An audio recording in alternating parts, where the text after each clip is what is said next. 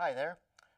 Welcome to lesson 45, the intro to current electricity. What I mean current, I don't mean like happening now. I mean when things flow in a path that we can control, we call that current energy, current electricity. We can run it through wires and switches, make it power things like light bulbs, things like that. That's kind of what we're talking about. Now, I'm going to be clear. This lesson is the practical stuff that really, no matter what, whether you're good at the math that's coming up in the rest of the unit, this is really hands-on kind of practical things that you're going to be dealing with in your day-to-day life in some cases because you use this electricity. You might have to wire something in the future. You might have to repair something.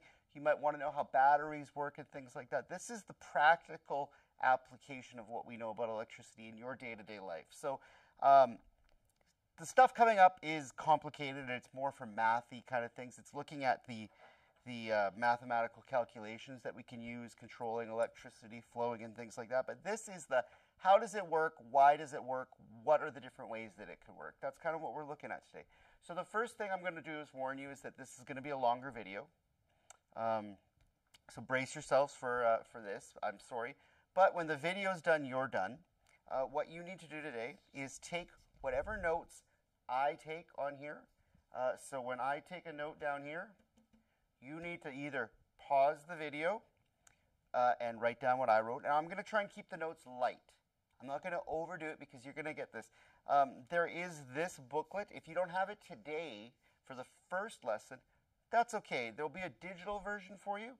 And there's hard copies that are available too if you need. And this lesson today doesn't rely on this book too much because it's what I put on the paper that matters to prove that you've been watching. So you can do everything today without this booklet. You can look at the PDF version or you could just follow along with me for today, but you're going to be fine because your only job today is to take the notes that I take. So when I write something, you write something.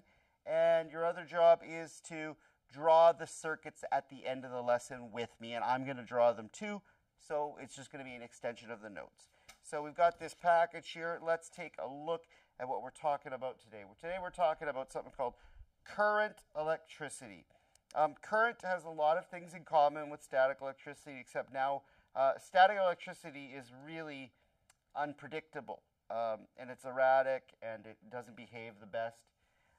But current electricity, let's see the differences. What is the difference between static and current electricity? Static electricity is stationary or collects on the surface of an object where it'll stay in one place. The flow of electricity in current electricity has electrical pressure or voltage. Electrical charges flow from an area of high voltage to an area of low voltage. Okay, so let's just talk about what you need to know there in the basic notes. So I would say here, lesson 45, current electricity. There we go. Now, I would say static electricity stays in one place on surface of objects. So that I'm saying stays in one place on the surface of objects. Unpredictable and erratic, I would say. Erratic. It doesn't behave perfectly beautifully every single time. Now let's talk about current electricity. Pause it if you need. So current electricity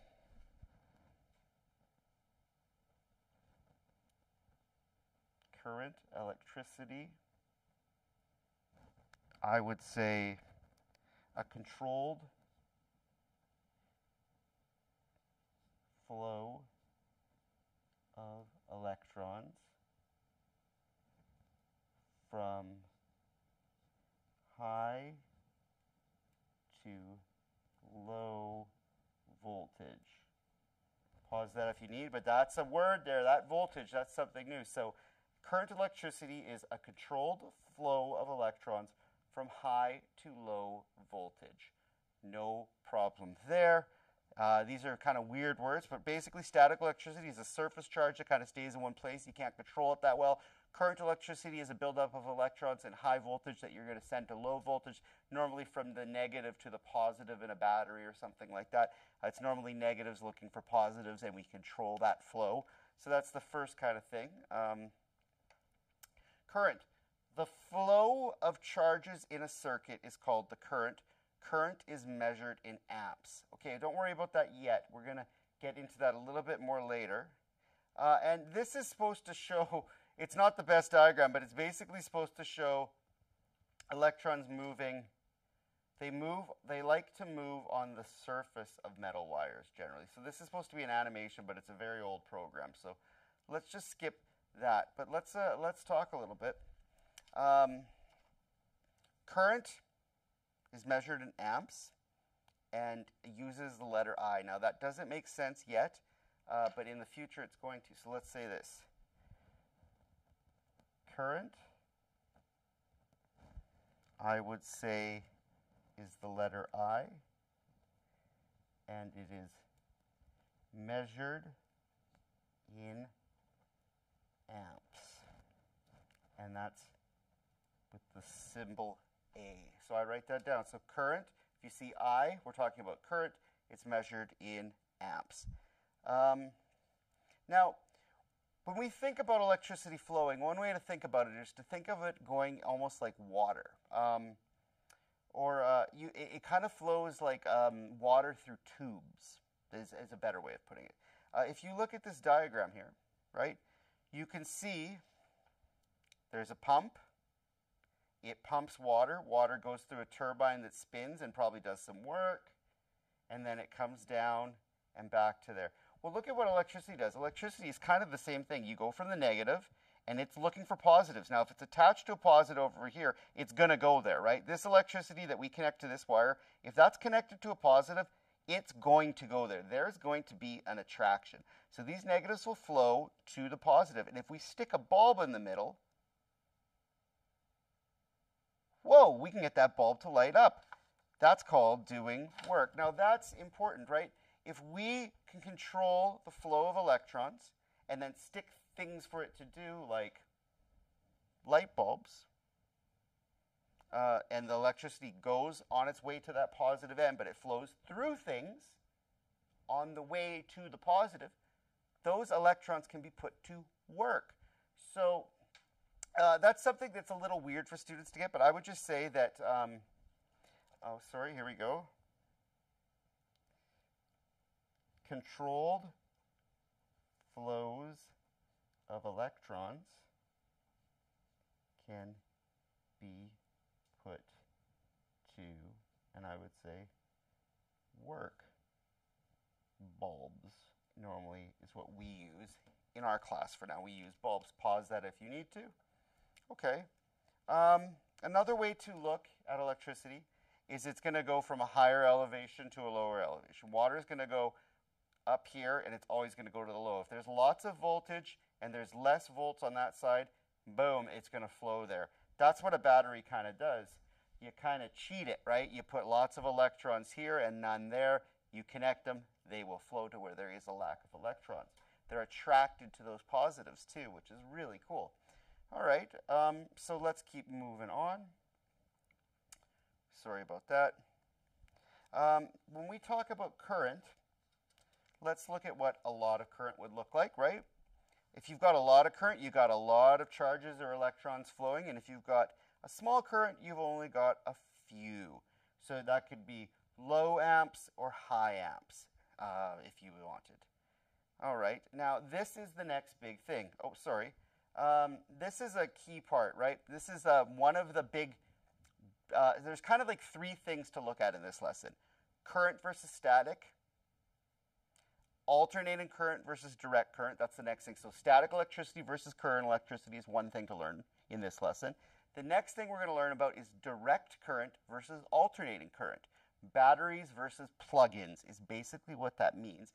And then the last thing that we're going to look at right here that you need to kind of memorize is a dry cell battery versus a wet cell battery. So types of batteries is the third thing we look at. Dry batteries versus wet batteries, and they're not much different than what you think this is going to be.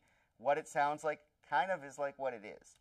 And then at the end, I show you how to draw some circuits. So that's where we're going with this. So let's make a note here.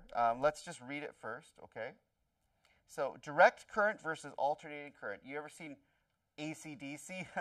Well, alternating current, direct current. I think they got their name off of a vacuum cleaner, if I'm not mistaken. AC versus DC. What is the difference in alternating versus direct current? All right, alternating current, direct current. All right, I'm going to put these down. This is key. So let's do a quick reading of that. Direct current goes one direction. Now this is basically what I'm going to tell you. I'm going to summarize this. Direct current goes in one path. It goes from negative to positive, and you can stick work, and that is batteries.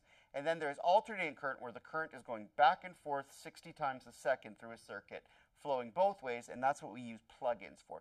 All of the plug-ins in your house generally are going to be AC plug-ins, and then DC is one way of flowing. And you get lots of these things, right? You get lots of, oh, I can't unplug anything right now, but let me just take a look here, right?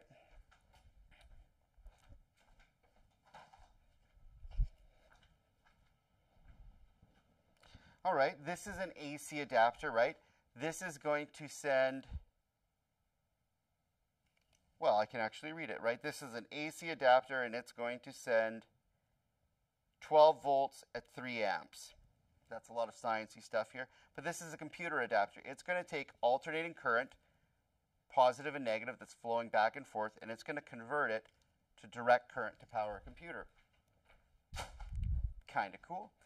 Let's just make some notes of this. Let's read this quickly. Oh, sorry. Direct current, it flows in one direction. Think of water flowing in a stream, and the real-world example of direct current is batteries.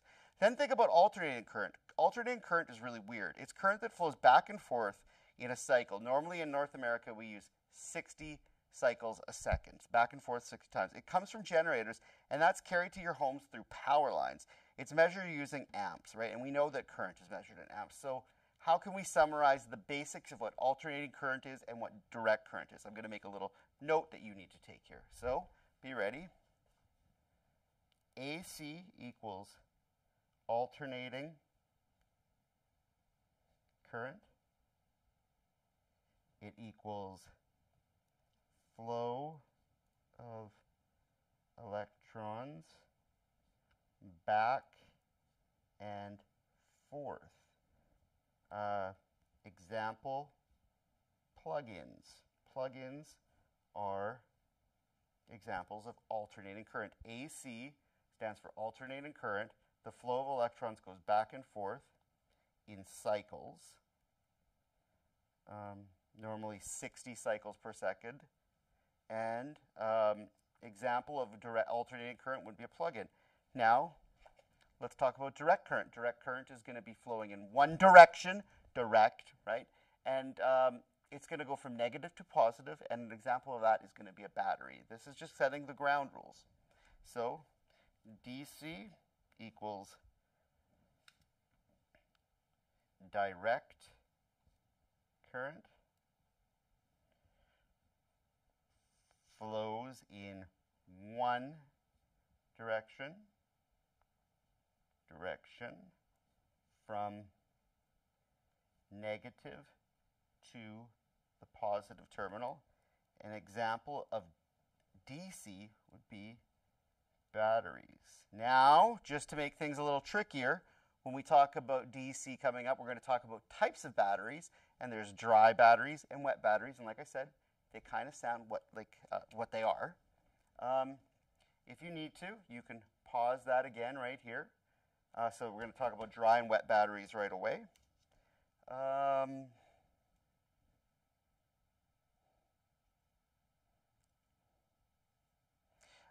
This slide is a little weird to me, but we're going to talk about voltage. Voltage is the energy stored in something. Voltage is the potential energy. So let's just write that down. Voltage equals potential energy equals stored energy. All right. The symbol for voltage is a big letter V. That's the symbol for voltage, is the big letter V. Oh, and one more cool thing, you can measure it with a voltmeter. Wait, let's just take a look at that. So, right, potential energy is the energy that's stored. Like an example is an apple on a tree. There's a lot of potential energy. The higher the tree would be, the greater the potential energy would be. Voltage would be like an example would be like on one side of a battery there's 5 volts of current ready to flow, and on the other side there's 0, so there's a huge potential flow of energy from the area of high voltage to low. And you could measure voltage with a voltmeter, and we're not going to get too into this right now, but let's just take a look. A voltmeter is this little contraption, and you could hook that up through a circuit. There's like a light version of the circuit and a heavier duty one. So you always put your negative here, but then if you're going light power, you use this one to connect to. And if you're using something with a little more power in it, or a little more voltage, you would use the bigger knob here. One says 5, one says 15, and it's going to measure how many volts are running through a circuit. So this is cool. This is called a voltmeter, and we'll look at that a little bit later. Ooh, don't fall. All right. So I need to talk about what that means. Let's just look at that slide again, right? Voltage means potential energy. It's stored. It's V, and can be measured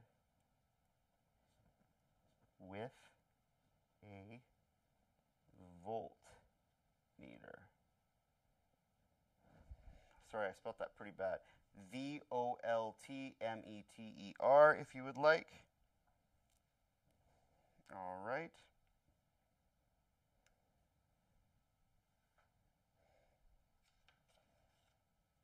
Now, let's talk a little bit about batteries now. This is kind of, we're about halfway done, I would say right now, maybe a little bit more. We're maybe 70% done. So let's talk about batteries. And like I've said, there's 2 kinds. But what you need to know is there's going to be negative somewhere and positive somewhere, and they need to be separated within a battery. So within a battery, there are sections that will be positive and sections that will be negative. And by connecting those two, one end will be a positive end, one will be a positive end, one will be a negative end. By connecting those two, we're sending the electrons to the positive. And if we stick stuff in that, it does work for us. That's what we're doing with all these things even. There is a path of electricity, and we are putting these lights, we're putting these plugins in that path and moving current through them. And we can do work and use electricity with them. So let's talk about batteries a little. Oh, sorry, there we go. Batteries are called cells. So that's something that you should know. If you hear the word cell, we're talking about, sorry, I'm just going to start a fresh paper here. We're talking about batteries. That's what I mean when I say a cell. A cell is just another word for battery, and I'll get you to take a note on that right away. But batteries are just a combination of chemicals. A package of chemicals that converts chemical energy into electrical energy that is stored in charged particles. So that's the big science, right? We take some chemicals and we convert them to electricity. It's not like somebody built a bunch of static charges and put them in a battery. No, we've got chemicals that are charged. If you remember anything about chemistry, right, you can have charged, some metals like, you know, nickel, cadmium, lithium, really like to be charged. They're very reactive. So if we can put those all together in little packs, these super reactive chemicals, and then connect them to something else that's very reactive, maybe on the other end of the periodic table, we can run those electrons through and connect. And while it's running, we can make it do work, right? But that's what a battery is. It's a little package of chemicals that some are going to create positive charges, some are negative, and then you connect them and do work in the middle of it. But packages of chemicals. Now there's, let's see. There we go. A simple electrochemical cell includes an electrolyte and electrodes that react with the electrolyte. One will gain and one will lose. Now that's a little bit weird, but you don't need to write all that down. But what I would tell you, oh, sorry, here we go. What I would tell you to do is start some new notes, and I've got a new clean paper here. So I'm going to say batteries, aka, which means also known as cells in electricity. Now it's not like a cell in your body, but we call these cells, which is kind of cool. All right. Packs of chemicals that react and produce electricity. What I could say, packs of chemicals that react and produce electricity. What would be chemical energy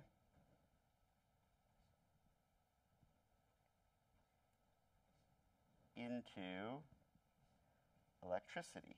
So you're taking chemicals, connecting them, and turning that into a flow of electrons. So chemical energy is being turned into electrical energy. Pretty cool. And the electrolyte is a paste.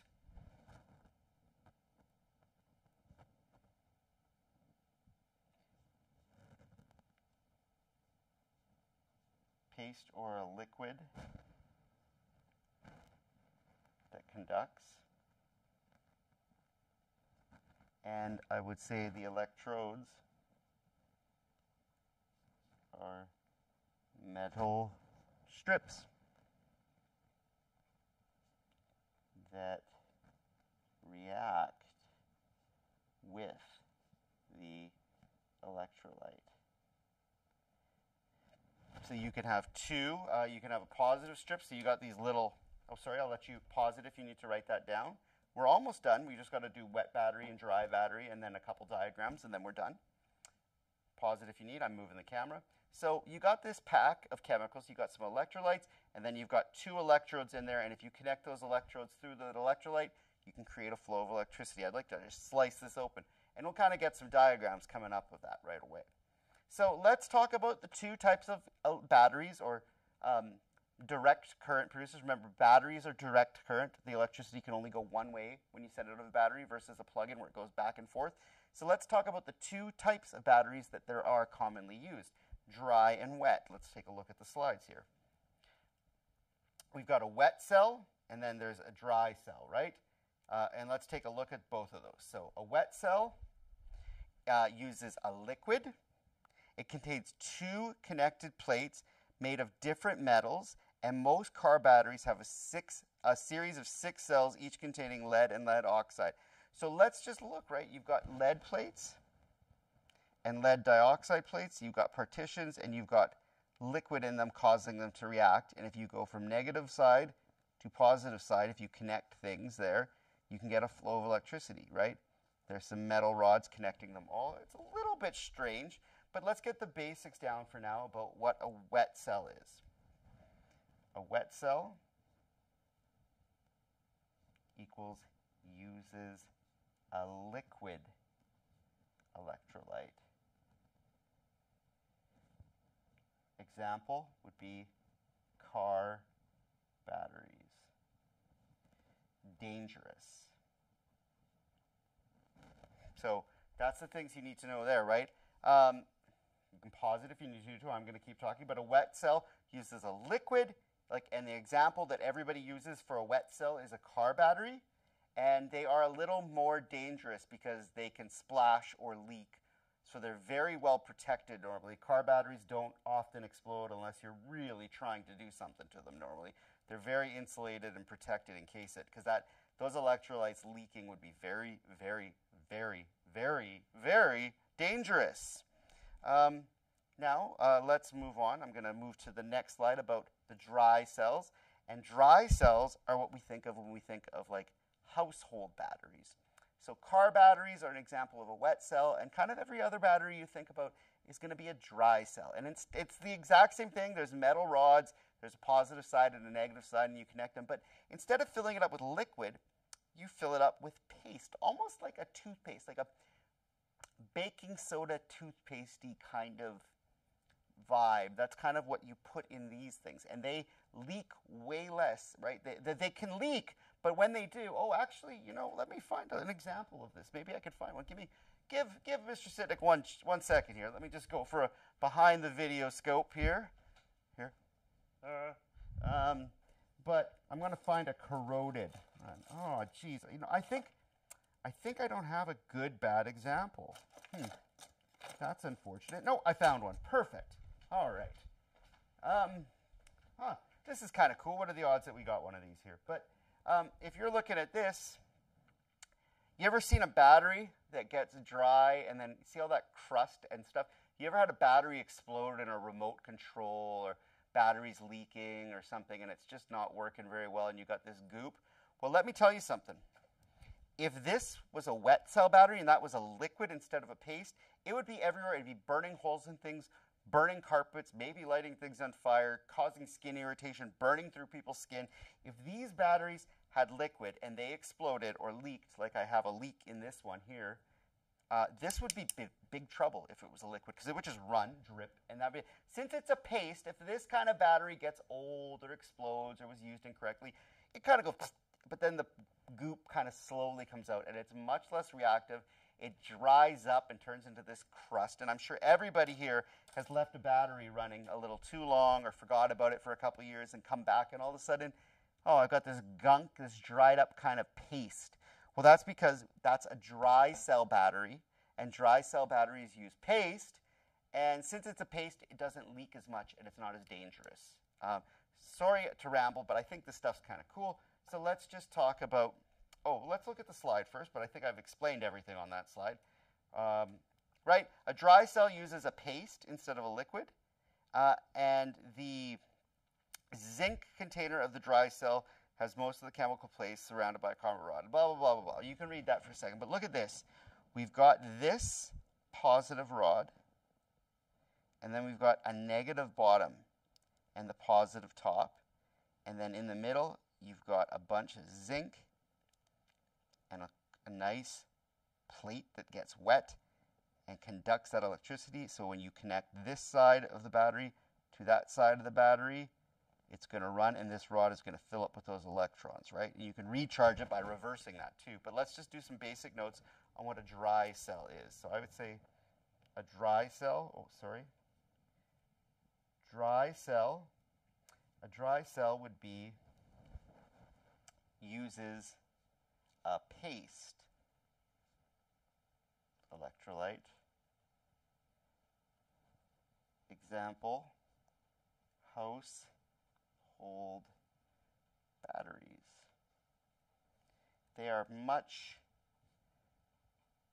safer if something goes wrong. And you can pause that if you need to.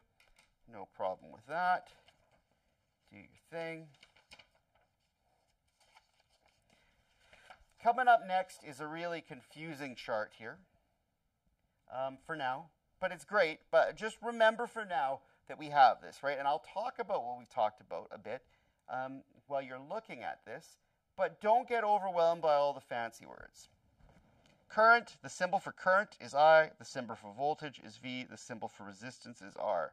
Resistance is measured in ohms, voltage is measured in volts, and current is measured in amps. And these are the definitions, and we're not going to worry about that just yet.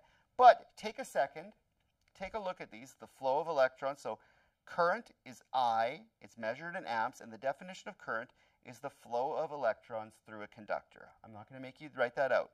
Voltage is the difference in energy, the push or the force, the potential energy per electrons. And resistance is how easy it can go. Some things can have high resistance, some things can have low resistance, and you can guess if something is really resistant, electricity is going to not flow through that as well. It might produce heat or light. If something is high resistance, well, we'll get to that. Let's just see. So don't worry about that chart yet, but that's kind of where we're going to go, but there'll be more practice for that kind of stuff coming up. I'm trying to get the common stuff, every day-to-day basic electrical knowledge.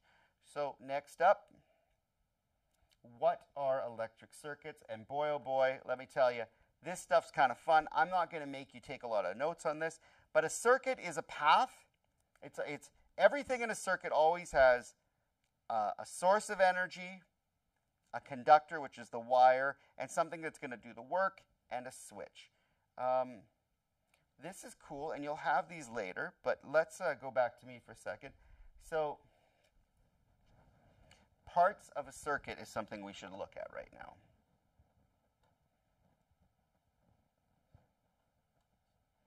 And this is kind of in all of them. A switch, a source of electricity, some work, and conductors, which would be the wire, and the source of electricity would be a battery. So that's what you have to have in every part of a circuit. Remember, you got to be writing this down. This is your assignment. But now we've got to learn how to make and draw those circuits. So we're going to look at some of the symbols used in electricity right now, and they're cool. And don't worry, you're going to get a chart of this, and we're going to get more practice with this. But let's just look at some of the symbols. Look at, if you draw a battery, you draw a big side and a smaller side, and the smaller side is negative, and the bigger side is positive. A switch, that is the universal symbol for a switch. That is the universal symbol for a voltmeter, an ammeter, a meter, a lamp or a light bulb. I use a slightly different symbol for a light bulb. The symbol for a resistor is resistance, and a wire is a straight line. So those are kind of the ground rules of what we're going to use when we draw circuits right away. I'm going to build some circuits for you and draw some. Here are the rules, right? These are the rules. Now listen, I'm not too crazy about, oh, you have to use a ruler. I want to know that you understand. But let's just take it the ground rules if we're going to draw a circuit. And if you're going, what's he talking about? I don't know. This will make sense in a second. So let's take a look at the rules of drawing a circuit. Always use a ruler to draw straight lines for the wires, make right angle corners, and contain 4 parts. You have to have a source, a switch, a load, and a wire. Load means the work. And you can see, right? There's a switch in a drawing of a circuit. A load is the light bulb. This is wire. And there's 2 batteries, negative, positive, 2 batteries. That is a drawing of a circuit with 1 light bulb, 1 switch, a bunch of wires, and 2 batteries. Could I do that in the real world? Okay, well, get these notes if you haven't yet, and let's see what I can do here. Let's try it. Let's try and do what we see here. Wire, 2 batteries, and a switch. Can I make that happen in the real world? Let's just experiment for a second. Okay, I've got to disconnect some of this stuff that I've been playing with. So I've got a switch. All this is just the wire goes here, here, and when I do this, it's connected again, right? So I got a switch.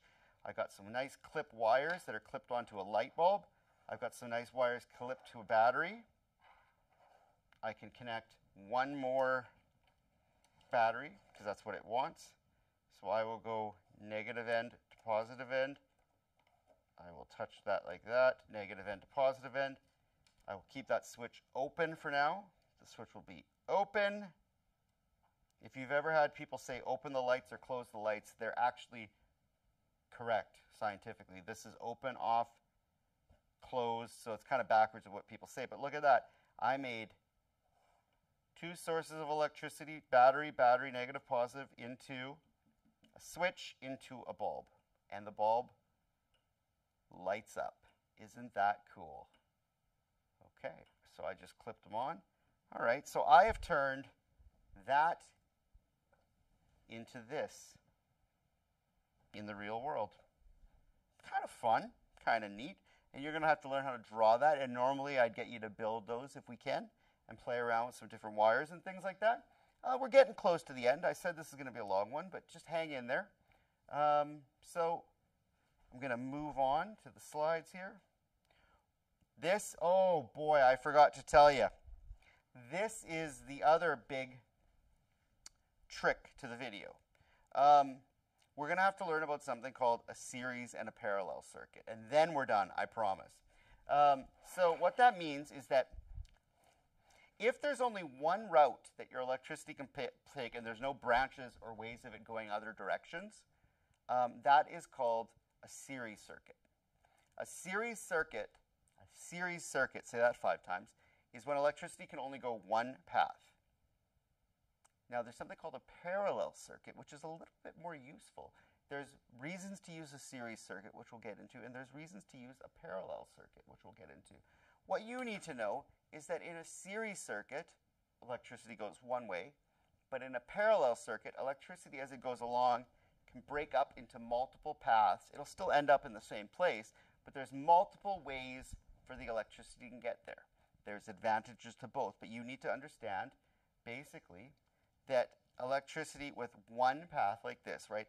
A single pathway for electricity to flow, and if the circuit breaks, everything shuts off. And this is an example of a series circuit. 2 batteries, 2 bulbs, a conductor. There's only one path, so I can make that right now for you. Let's get some notes down first. I would say series circuit equals one path to flow equals 1 part breaks and the circuit is off. Whereas a parallel circuit here, sorry, I'm just trying to catch up on my booklet here. 1 second. Oh, look at that. Barely any pages left. Barely any pages. All right.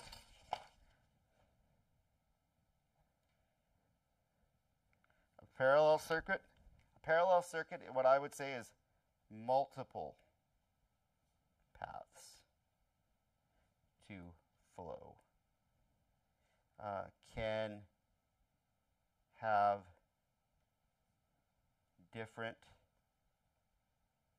switches and parts on or off. That's what you need to write there. If you need a second, you can pause that. I promise we're not going too much longer. But let's do something here. I'm going to wire 2 bulbs, 2 batteries, and a switch in parallel and in series. So let's start with series. Don't worry. Let's look at the notes first here. So look at this, right? The electricity goes from the negative end through here, through here, through here, through here, back to the positive end. And we stuck some bulbs in and it does work. Just like here, negative through the conductor, through the bulbs. It doesn't have a switch in this circuit, which makes it kind of garbage in my opinion. They should have added a switch because you're always supposed to have a switch. You want to be in charge of the electricity. Now look at a parallel circuit. What? The electricity can go here and it can go right back, or it can go here and continue on and then go back. So there's multiple paths for that electricity to flow. Look at out and it goes to the bulb, but the bulb also connects to the next bulb. So the electricity can go here in a circle here, or the electricity can go all the way around, or it can go here and then through there. There's multiple ways. So how do we wire that in the real world? Well, what I'm going to do is I'm just going to show you how to wire 2 bulbs, a switch or 2, and 2 batteries in series versus in parallel. Let's see what that looks like. Okay, so here we go. I've got a switch, and we won't change that right now. We'll just put 2 batteries and a switch. Oh, I'm zoomed in. I'm going to zoom out a little bit. Let's see. There we go. Okay, so we've got 2 batteries. And those 2 batteries connect to a switch, connects to a bulb. And I'm going to add one more bulb in here, trying to show you the parallel versus series. So take a look at this. What happens? How bright are these bulbs going to be? Let's see.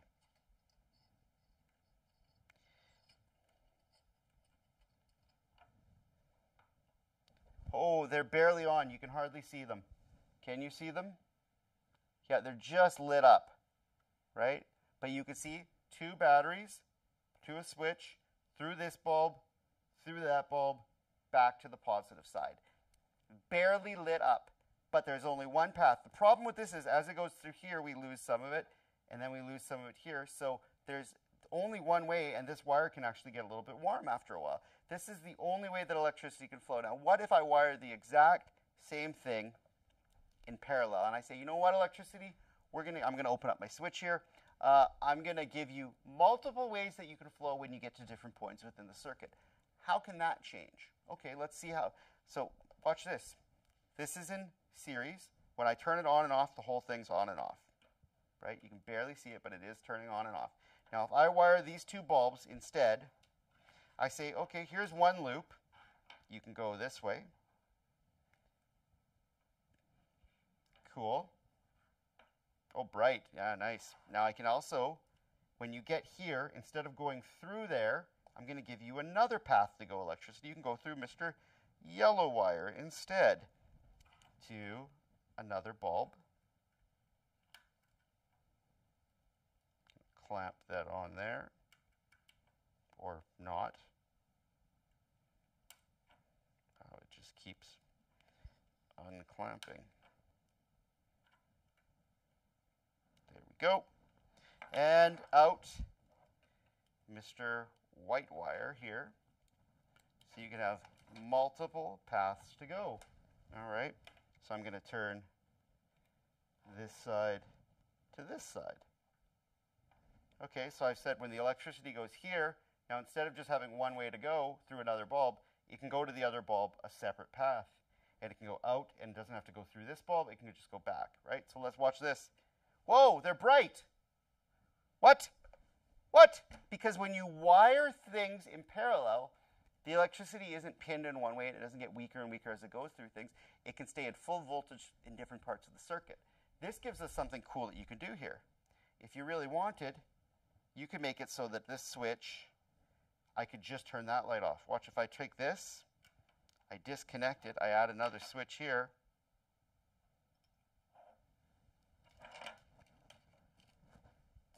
I put something here, and I clip back onto this bulb. Look at that. Oh, sorry. Okay, we're on. I can turn just that bulb off too. So it went out of the batteries through the first switch, so that'll turn the whole thing off, right? I can turn everything off with this switch. It's like a master switch. And then this is like an individual switch where I can turn one off. Watch. Out here, it could go this way. If it goes that way, it goes into here, through, back. Multiple paths. Same thing. One way I've wired it in series, one way I've wired it in parallel. Now we'll draw some of that out right away. Just a little fun fact here. A closed circuit where the path is complete, and an open circuit is where there is a break in the electricity path. So yes, it seems a little weird, but for your purposes, right, this is considered an open circuit to that bulb and a closed circuit to that bulb, right? Even if we just leave open, means off because this is open literally. There's a gap, there's an opening, and a closed circuit means there's a complete path and electricity can flow. So let's write that down. How can I do this? You might need a new paper for a second. Give me one moment.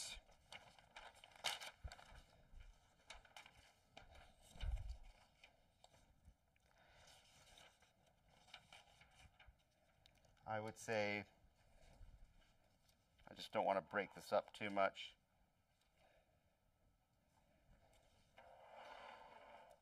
I would go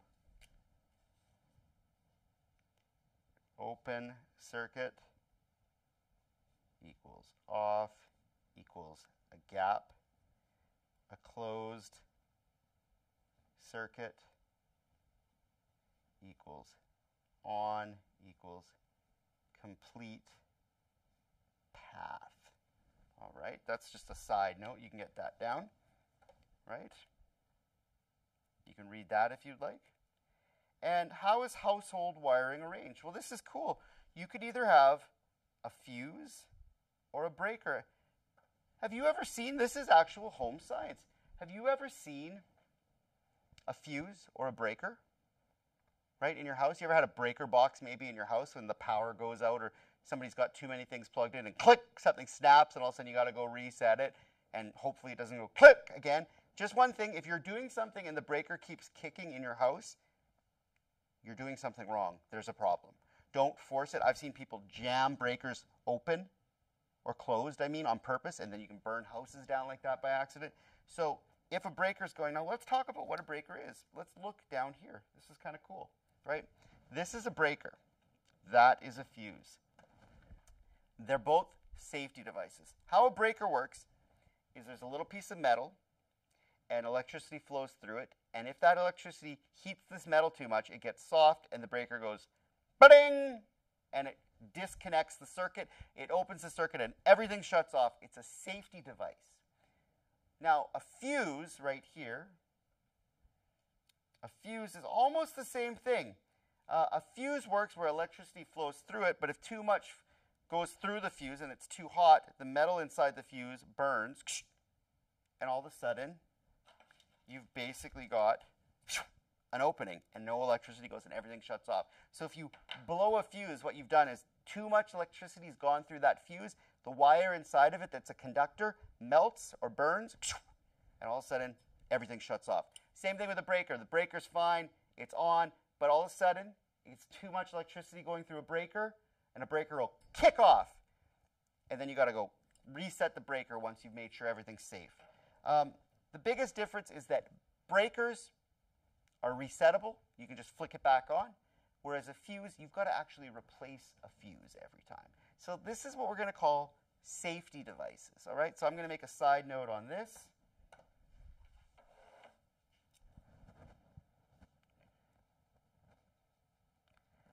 Safety devices. There are two, a fuse and a breaker. A fuse burns out and must replace, whereas a breaker can be switched back on. Both overheat, heat, and shut off if too hot or with too much electricity going through them. That's what you need to write there.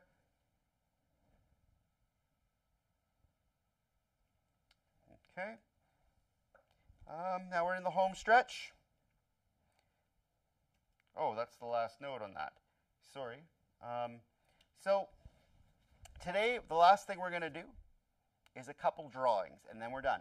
So just draw what I draw, and we'll talk about it. Let's take a look at this. So I will use the booklet that you will have.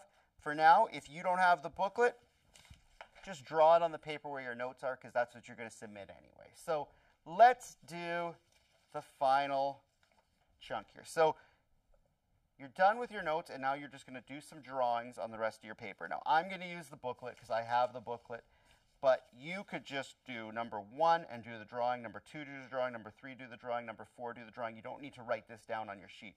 But let's see.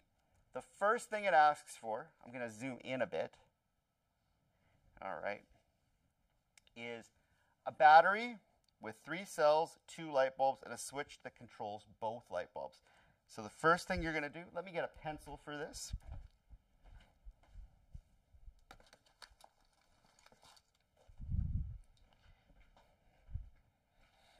First thing you're going to do is a battery with 3 cells. So let's draw 3 batteries.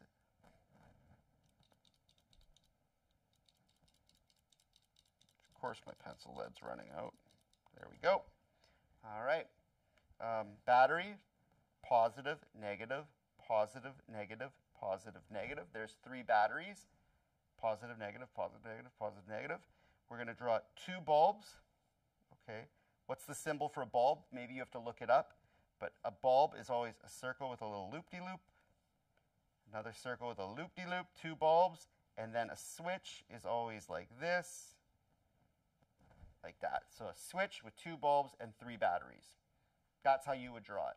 Okay, now try this on your own for a second before I move on.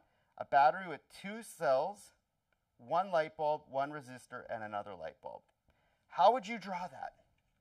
Maybe go back and look at the diagrams or see what I'm going to do here, but we're going to draw a box and we're going to put those things in it to show a circuit. If you were an electrician, that's what you would look at. You don't look at the house and go, show me all the wires. No, you have a schematic, a scheme that shows how everything's wired, and you can visualize what that is in the real world. So I'll actually do that one that we just did in the real world for you. Just give me 1 second. Let's try the second one here.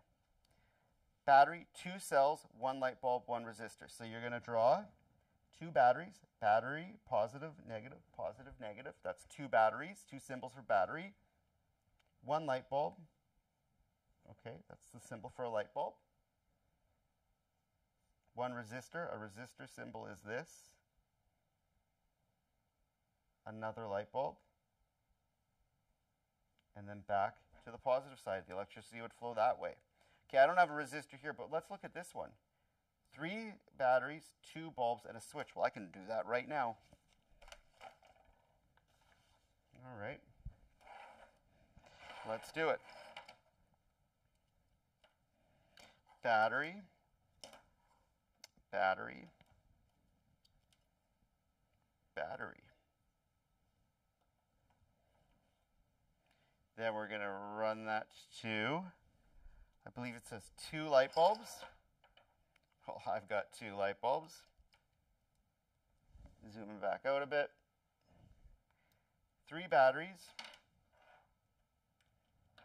into 2 light bulbs.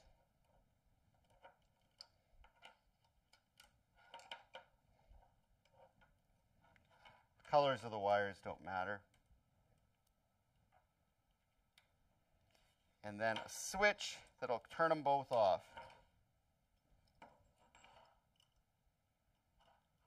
Okay. And I'll connect that switch at the end to a positive terminal. Make sure those are all touching. There it is. So that's the real world. 3 batteries, 2 bulbs, and a switch. And then there's the schematic world with 3 batteries, 2 bulbs, and a switch. Real world, schematic. All right, let's move on. Let's bring it home here, if we must. All right, I'll zoom back in a little bit. All right, almost done. 2 more to draw, and it's over. All right, so 4 batteries, a switch, a fuse, and 3 light bulbs. Battery, battery, battery. Oh, messed that up. Sorry, battery, just a little one there. 4 batteries, a switch. Okay, I can draw a switch. That's the symbol for a switch. A fuse. And then 3, 1, 2. It doesn't matter where you put them really, as long as they're in the order that they ask. 3 light bulbs. 4 batteries, a switch, a resistor, 3 light bulbs. And the last one, 3 batteries, 2 light bulbs, and a switch that will only control 1. Well, I did that for you. I did that in the previous one. So go back if you need to and see that parallel video. But watch this. In the schematic world, this is the last thing to draw.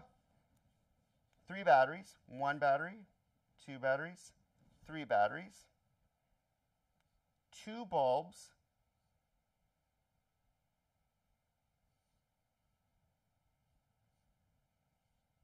there's bulb 1, and then I'm going to put a switch here, and bulb 2. And it's connected to bulb 1, because it'll go out of here, and when it goes here, it can go that way, and this switch would turn that bulb off, but it wouldn't interfere with anything there, because the electricity could still go here in one way, and the second way it could go would be the long way back home. There's multiple paths for the electricity to flow. That's a parallel circuit. This switch would only control that, because the electricity could still completely go through there, no matter what I'm doing with this switch down here. So that's the last thing to draw. So, congratulations. We have talked about a lot. I mean, when I think about it, the key highlights: static versus current electricity. What is current measured in? Direct current versus alternating current, voltage, what are batteries, wet cells, dry cells, part of a circuit, series circuit, parallel circuit, how to draw a circuit, how to wire a circuit. These are all the practical uses of electricity in the real world. The other stuff that we're going to do in the rest of the unit is more mathematical, and we'll see how that goes. But I wanted you to get a basic understanding of all those things, right? One more time, let's just think about these terms. Static electricity, current electricity, AC versus DC, what are batteries, dry cells, wet cells, parts of a circuit, and safety devices with fuses and breakers. Breakers kick off and can be reset, whereas fuses get blown and you have to replace them. So your job today was take the notes that I did, draw the diagrams I did, and submit them. I apologize for the long ones, but this is an important practical use of electricity in the real world, so I wanted to kick it off with a good one. Take care. Thank you for being patient. See you soon.